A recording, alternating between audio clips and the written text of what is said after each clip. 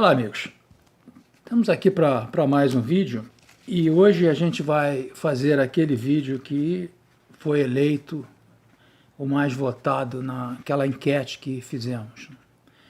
E, como eu expliquei na comunidade, eu não fiz de imediato, porque como era um tema que necessitava um pouco mais de tempo de pesquisa, eu inverti e estou fazendo ele na segundo vídeo daqueles que foram votados. Eu acho que a abordagem que eu vou fazer, pelo que eu vi em outros canais, é um pouco diferente do que tem sido mostrado aí. E por isso mesmo eu não acho que vai ter aprovação integral. Aliás, nunca se tem, né? Então alguns vão discordar, o que é natural, né? Mas eu acho que é isso que a minha audiência espera, né?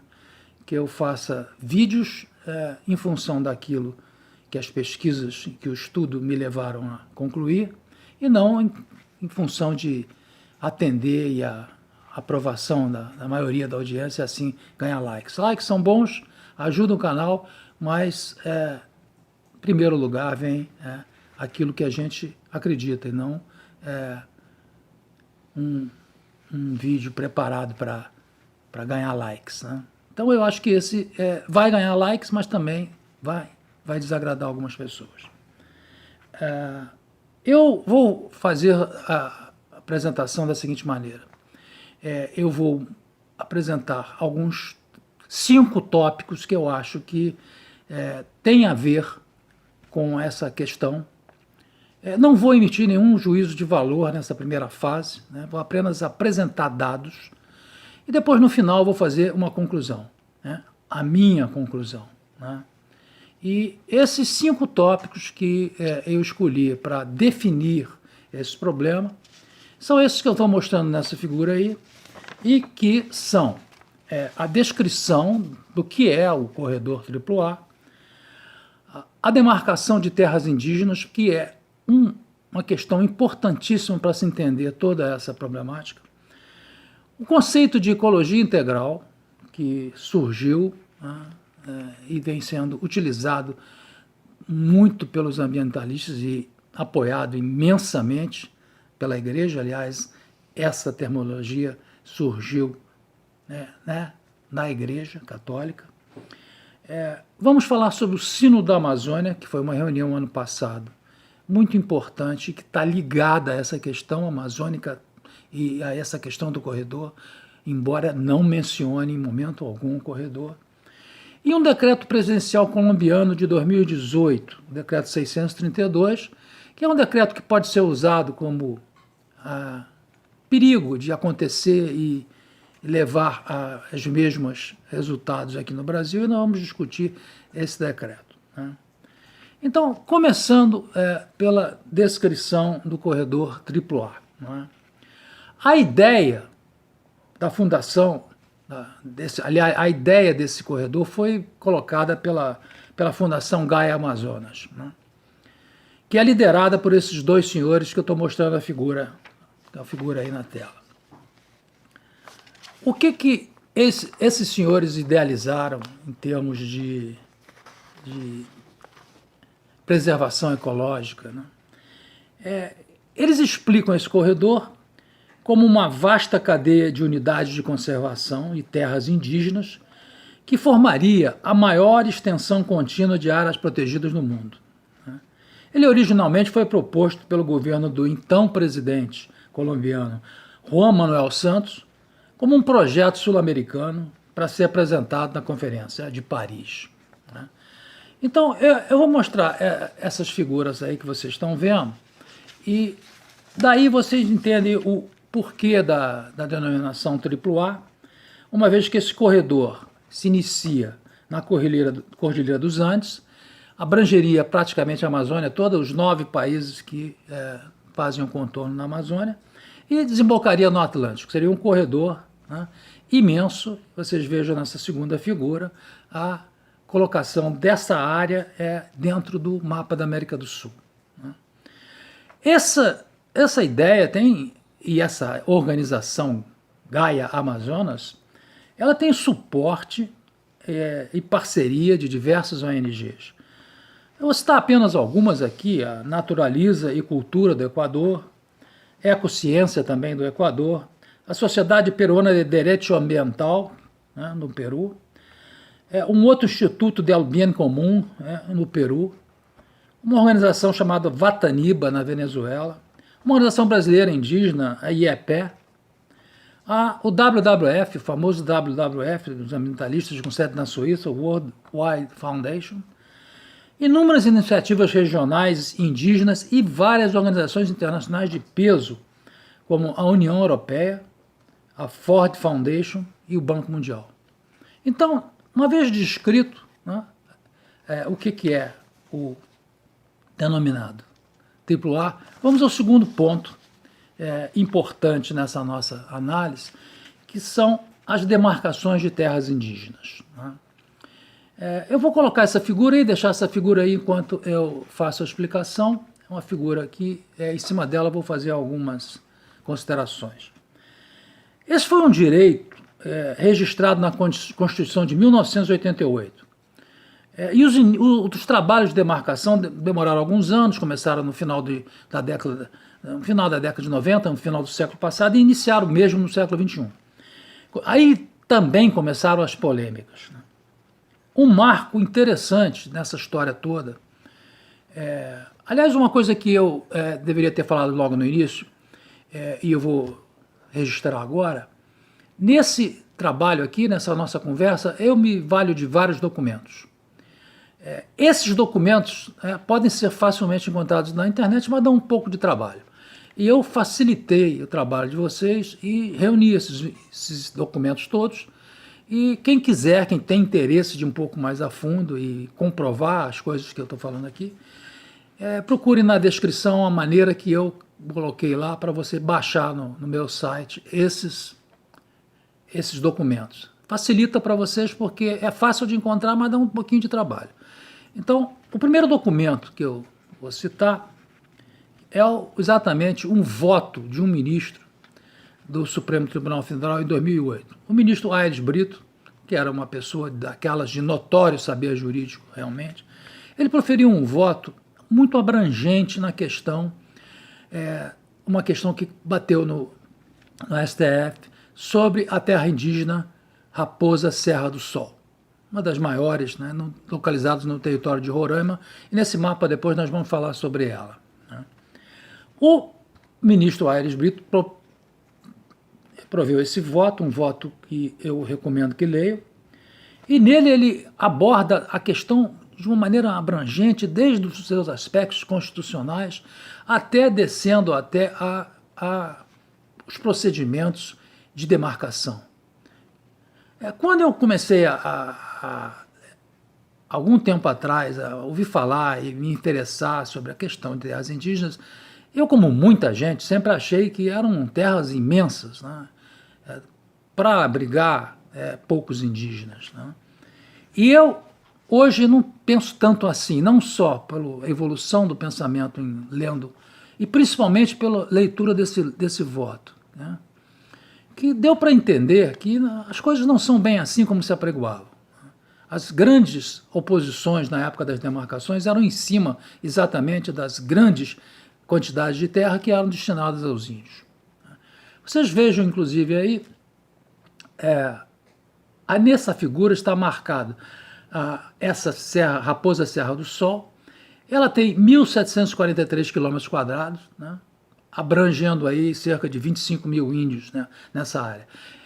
É uma área equivalente a 11,6 vezes o município de São Paulo, que tem 12 milhões de habitantes. É por isso que as pessoas ficavam falando muito, mas falando sem realmente ir a fundo no problema.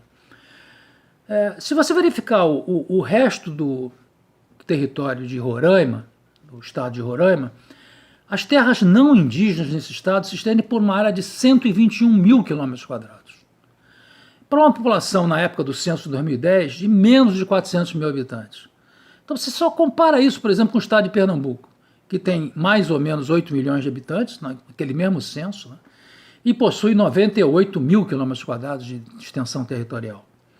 O estado do Rio de Janeiro tem apenas 43 mil quilômetros quadrados, 43.700 aproximadamente, e é habitado por mais de 15 milhões de pessoas. Então, essas demarcações foram feitas por equipes multidisciplinares, contendo antropólogos, geólogos, pessoal especializado em cartografia, e que avaliou os assentamentos onde esses indígenas viviam e demarcou essas terras.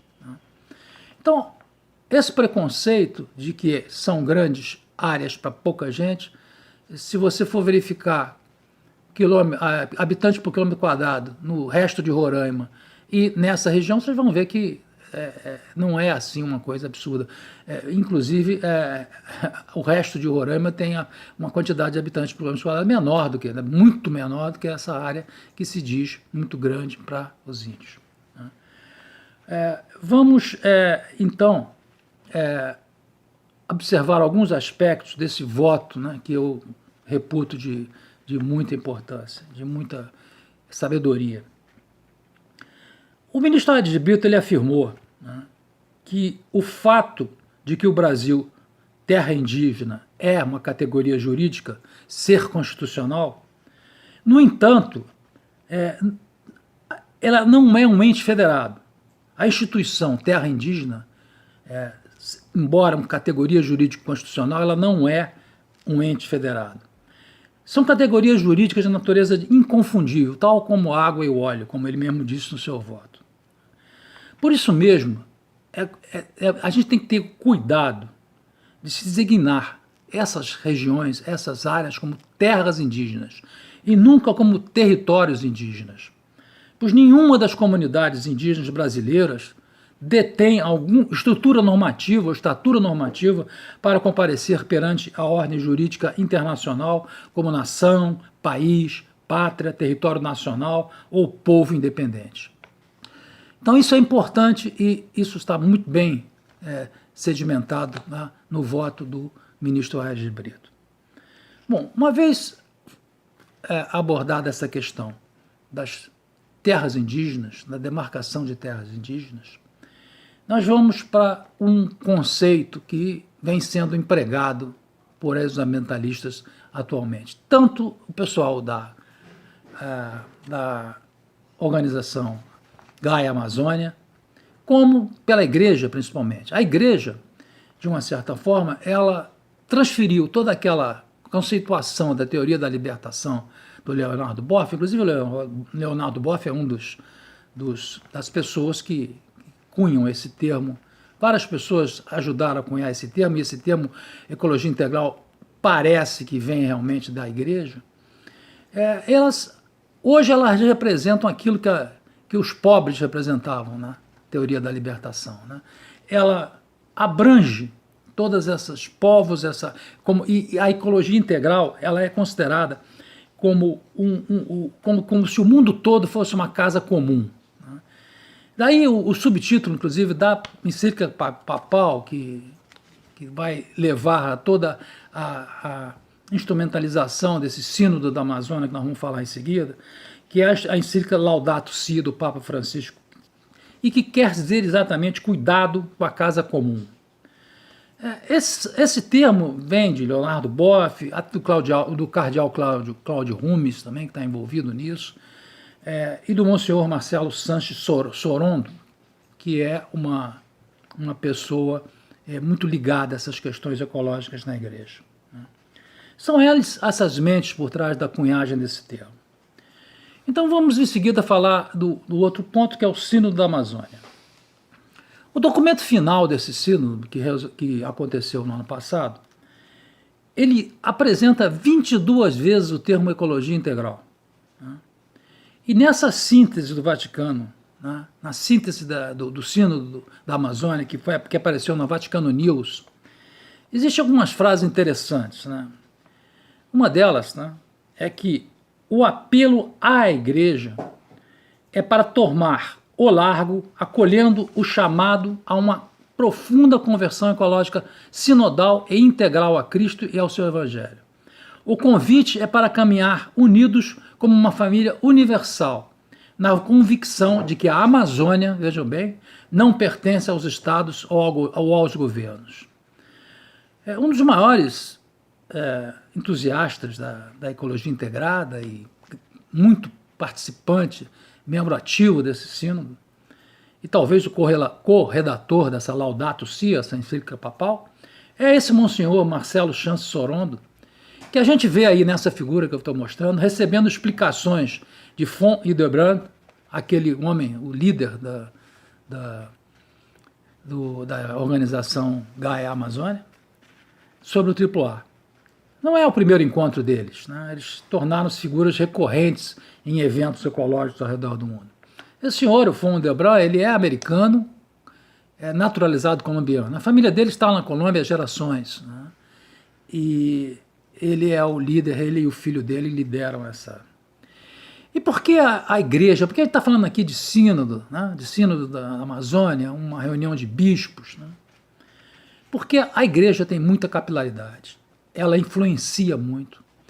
E essa ideia do corredor, ela precisa ser incutida na mente de jovens ao longo de, não de imediatamente, ao longo de décadas. O projeto desse corredor AAA não é um projeto, eles não têm a veleidade de imaginar que é um projeto imediato, eles estão preparando, mudando as mentes, uma revolução cultural, vamos assim dizer, botando na cabeça das pessoas essa grande área ecológica de preservação, e isso aos poucos se coloca na mente das pessoas. Então, uma vez vista a importância da igreja, há uma coisa que a gente tem que ressaltar também. Nós não vamos entrar no mérito teológico da questão, porque isso não é a nossa praia, né? Mas é exatamente a oposição teológica que está torpedeando os resultados do sínodo e evitando que seus resultados tenham os efeitos que os seus organizadores esperavam. Porque dentro da igreja, a maioria conservadora de cristãos tem atacado as proposições e as ações que estão sendo feitas e expostas nesse sínodo como heresia, como uma mudança dos ritos tradicionais da igreja, e mais ainda, que se está querendo criar uma igreja pan-amazônica, né? Então, as críticas maiores, não só as críticas que existem do ponto de vista geopolítico, né? Nós vamos ver isso nas conclusões, mas dentro da própria igreja existem torpedos em cima desses resultados e tentativas de propostas do Sínodo da Amazônia. E essas críticas internas são muito sérias, do ponto de vista teológico. Bom, agora nós vamos falar de um decreto colombiano que foi editado em abril de 2018 pelo presidente da Colômbia. Nós vamos... essa figura aí é a figura que a gente vai mostrar para iniciar essa parte da nossa apresentação. E eu quero dizer que ao final desse tópico, eu vou colocar um pequeno vídeo de 1 minuto e 15, 1 minuto e 17, legendado, porque ele é em espanhol. É um vídeo feito pela organização Gaia Amazônia. Não é o vídeo completo, porque o vídeo completo sobre esse decreto deve ter uns 15, 20 minutos. Eu apenas fiz uma edição da parte principal e que explica o que é isso. E logo em seguida, a eu terminar aqui, nós vamos fazer essa apresentação desse vídeo antes que eu entre nas conclusões. A criação desse decreto, né, pode parecer um instrumento na direção da internacionalização, usando as terras indígenas como mote, como um ariete, como uma lança de ponta para lançar essa ideia. Mas a gente deve se lembrar que a Colômbia é um estado unitário, né? Diferentemente do Brasil, que embora tenha um governo centralizado, uma federação com uma centralização grande, nós somos uma federação na qual os estados, diferentemente dos departamentos colombianos na Colômbia, são departamentos, né? Não se denomina estados. Os nossos estados têm assembleias legislativas, e existem vários atores que influenciam na criação de um novo município. Não é uma canetada do executivo que cria um município no Brasil. Nós temos os deputados estaduais, os líderes de diversas sectores da comunidade, a população que é chamada a se manifestar por um plebiscito. Então não é uma coisa muito simples, não é, como eu disse, uma canetada que cria um município no Brasil. Então, esse decreto que muitos podem dizer, olha, a Colômbia já começou a se preparar para o corredor AAA, no Brasil esse decreto seria praticamente impossível. Então, uma vez colocado, né, esses pontos, e agora vocês vão ver um pequeno videozinho, eu vou depois partir para a conclusão.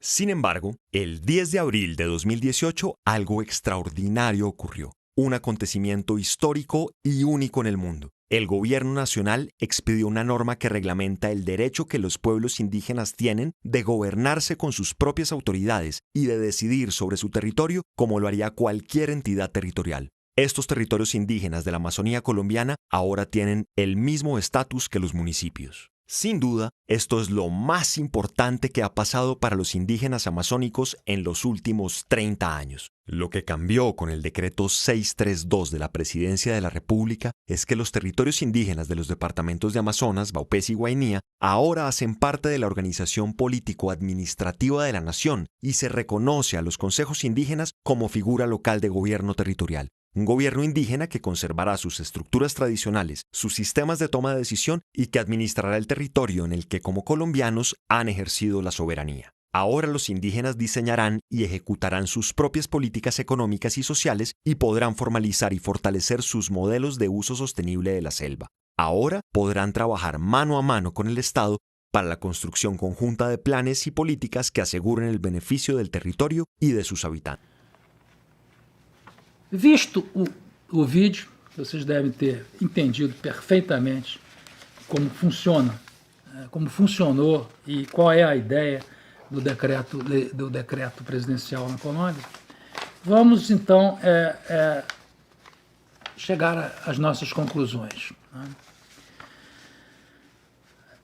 Como eu expliquei, o AAA, o corredor AAA, seria uma vasta cadeia de unidades de conservação e terras indígenas, que formaria a maior extensão contínua de áreas protegidas no mundo, proposta originalmente pelo governo do presidente colombiano Juan Manuel Santos, seria um projeto sul-americano para ser apresentado na Conferência Climática em Paris, pelo Itamaraty. Logo que essa ideia surgiu, foi logo torpedeada pelo Itamaraty, pelas Forças Armadas Brasileiras, e não há a menor chance de uma ideia como essa ser implementada. O Brasil se colocará sempre contra isso, isso deve ser firme na mesa com relação a que esse tipo de ideia no território brasileiro não tem a menor chance de ser implementado. Agora, é preciso a gente também se lembrar, né, de que muita coisa se fala em relação a esse problema, porque não existem dados concretos, não existem trabalhos sérios sobre isso, existe apenas uma ideia, né, uma ideia que foi colocada por uma organização e alguns abraçaram. Mas parece, né, que as pessoas gostam muito de assuntos desse tipo, assuntos cujas fontes são escassas, que você não pode pesquisar e dão margem a uma série de especulações. Então as coisas se espalham como palha, né? Eu não estou aqui, não vim aqui para colocar mais lenha nessa figura, porque eu acho que esse é o tipo de assunto que a gente não deve sequer debater. Porque você debater esse assunto, você está dando força, você está dando importância a um assunto que a gente dificilmente, que nós, em hipótese alguma, iríamos adotar no país. Então, seria mais importante se a gente colocasse os nossos esforços em cima, por exemplo, né, de reforçar o nosso poder naval. Porque, veja bem, se nós tivermos um conflito e tivermos um bloqueio marítimo no nosso litoral, se nós não tivermos condição de fazer a negação do mar, é muito pior, os danos são muito maiores. Quanto tempo vocês acham que o país resistiria a que 95% do seu comércio internacional fosse bloqueado? 2 semanas? Eu não sei, não existem dados para isso, mas não seriam muito tempo. E nenhuma bota teria pisado na Amazônia. Então, veja, é muito mais importante se focar em outras coisas do que ficar debatendo uma teoria inventada por um grupo de ambientalistas, sonhos ambientalistas. Não é uma teoria conspiratória, porque, na verdade, realmente a proposição existe, então a gente não pode dizer que é uma teoria conspiratória. Mas é um sonho conspiratório irrealizável. Então, para que ficar falando sobre isso? Eu acho que existem coisas muito mais importantes para a gente lidar do que ficar falando um assunto que realmente não tem a menor importância. O Twitter do general Vilas Boas em 2018 alertou. Ele não dá credibilidade ao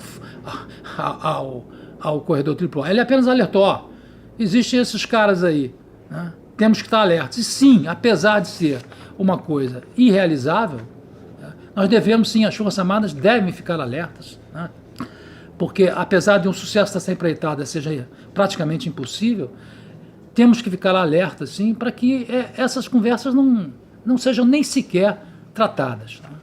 A posição brasileira deve ser firme nesse sentido, e focar em coisas mais importantes. Era isso que eu queria falar. Acho que não todos irão concordar comigo. Tem gente que acha que isso é um perigo, que o corredor AAA é uma ameaça. Eu acho que só é ameaça se nós quisermos que seja ameaça. Se nós formos firmes com relação a isso, não passa de um sonho ambientalista, de um grupo de pessoas que pretende levar essa ideia adiante. Então era isso. Eu espero que gostem, gostando, cliquem, e assistam aí rapidamente uma promoçãozinha de um dos meus livros, e até a próxima.